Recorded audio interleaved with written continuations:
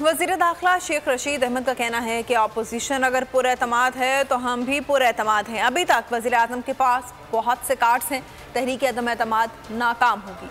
Media से गुफ्तगू में वज़ीर दाखिला ने कहा कि स्पीकर जिस दिन चाहेंगे वोटिंग का दिन मुकर्रर करेंगे।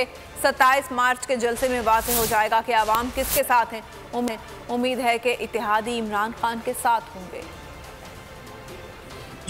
अल्लाह सुब्हान ताला ने चाहे 25 को इजलास होगा। ज़ाहिर है एक रवायत है, 25 को तो दुआ होगी और 30 को 31 को पहली को जिस दिन भी स्पीकर अदम एतमाद की तहरीक पर वोट करना चाहे और इमरान खान, अल्लाह से पूरी उम्मीद है कि इंशाअल्लाह ताला इमरान खान जीतेगा।